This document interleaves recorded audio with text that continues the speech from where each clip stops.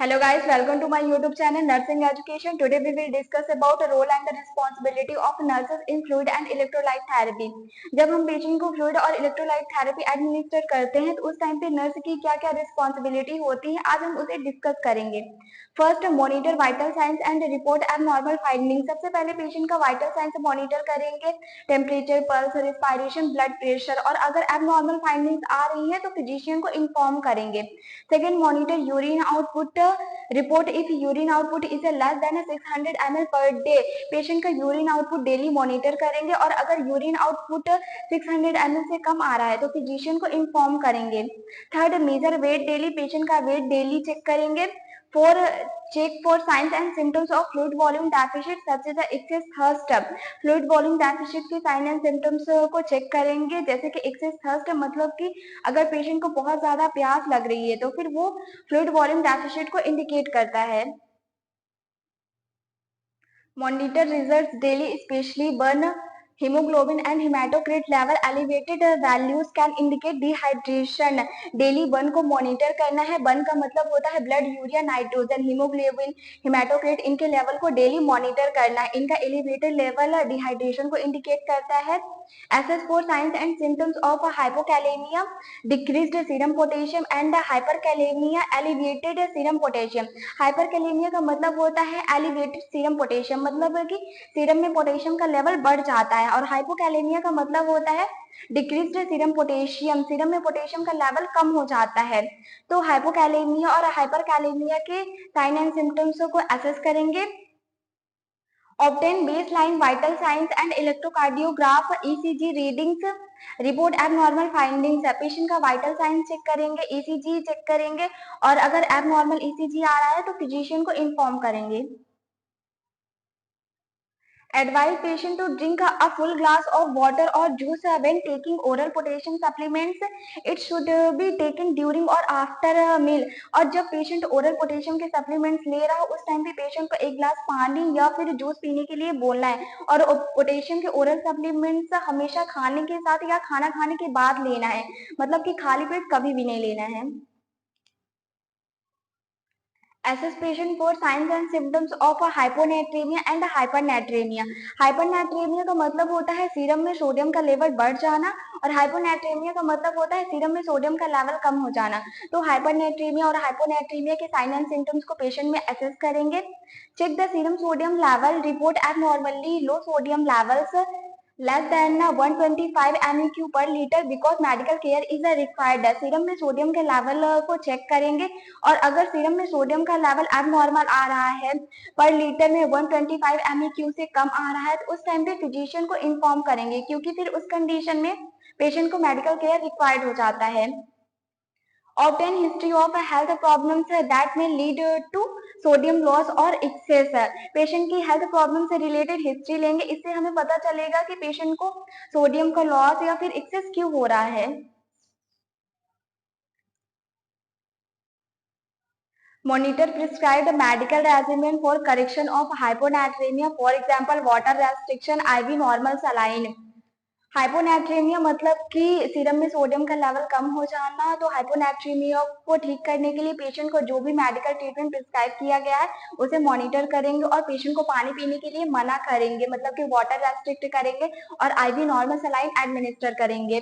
Monitor serum sodium levels, report abnormal level. Serum sodium level को monitor करेंगे, और अगर एबनॉर्मल लेवल आ रहा है तो फिजिशियन को इन्फॉर्म करेंगे।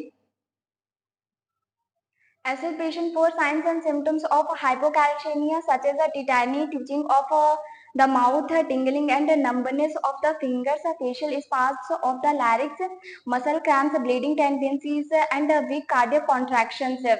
हाइपोकैल्शियमिया का मतलब वो होता है सीरम में कैल्शियम का लेवल कम हो जाना। तो हाइपोकैल्शियमिया के साइन एंड सिम्टम्स को पेशेंट में असेस करेंगे, जैसे कि टिटैनी, माउथ में ट्विचिंग होना, फिंगर्स में टिंगलिंग और नंबनेस होना, और लैरिक्स में स्पाज्म होना, मसल क्रैम्पिंग होना, ब्लीडिंग टेंडेंसीज होना और वीक कार्डियक कॉन्ट्रैक्शंस।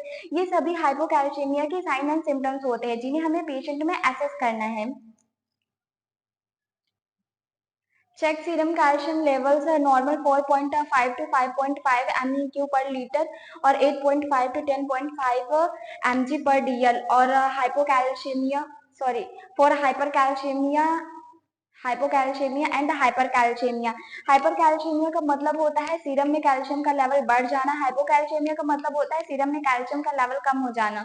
तो हाइपरकैल्शियमिया और हाइपोकैल्शियमिया को पता लगाने के लिए सीरम में कैल्शियम के लेवल को चेक किया जाता है, और नॉर्मल कैल्शियम जो रहता है वो MEQ में 4.5 टू 5.5 MEQ पर लीटर होता है, और ग्राम में 8.5 टू 10.5 mg पर DL होता है।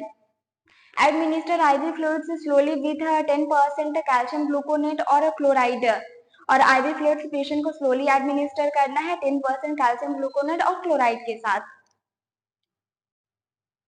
Instruct the patient to avoid overuse of antacids and the habit of chronic use of laxatives और एंटासिड्स के ओवर यूज को अवॉइड करने के लिए पेशेंट को बोलना है। Advise patient to take oral calcium supplements with meals और after meals to increase absorption, और कैल्शियम के ओरल सप्लीमेंट्स हमेशा पेशेंट को खाने के साथ या खाना खाने के बाद लेने के लिए बोलना है, क्योंकि इससे कैल्शियम का एब्जॉर्प्शन इंक्रीज होता है।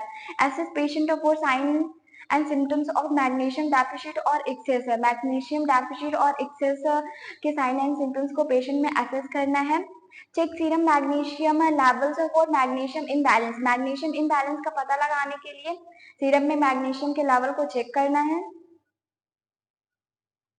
Monitor serum electrolyte result, serum electrolyte को मॉनिटर करना है। Advise patient to eat food rich in magnesium, और पेशेंट को ऐसे फूड लेने के लिए बोलना है जिनमें मैग्नीशियम की मात्रा ज्यादा हो।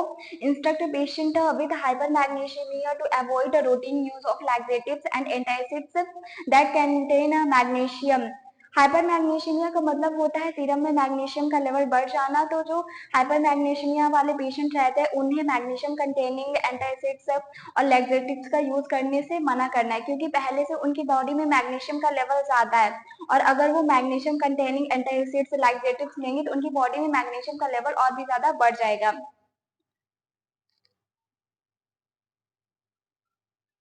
Observe patient carefully for evidence of electrolyte excess or insufficiency. Monitor laboratory values before and periodically throughout the therapy. Patient में इलेक्ट्रोलाइट एक्सेस और इनसफिशियंसी मतलब कि इलेक्ट्रोलाइट की कमी को केयरफुली ऑब्जर्व करना है, और जब हम पेशेंट को फ्लूइड और इलेक्ट्रोलाइट थेरेपी दे रहे हैं तो उस टाइम पे भी हमें पेशेंट की लेबोरेटरी वैल्यूज को मॉनिटर करना है, और फ्लूइड और इलेक्ट्रोलाइट थेरेपी स्टार्ट करने के पहले भी हमें पेशेंट की लेबोरेटरी वैल्यूज को मॉनिटर करना है। Do not administer potassium chloride undiluted, undiluted potassium chloride कभी भी एडमिनिस्टर नहीं करना है। Review diet modifications for patients with chronic electrolyte disturbances, और जिन पेशेंट में क्रोनिक इलेक्ट्रोलाइट का डिस्टर्बेंस हुआ हो, बहुत ज्यादा इलेक्ट्रोलाइट का डिस्टर्बेंस हुआ हो, उनमें डाइट में भी मॉडिफिकेशन किया जाता है। These are the responsibilities of nurses in fluid and electrolyte therapy. Thank you so much. If you like my video, then like, subscribe and share my channel.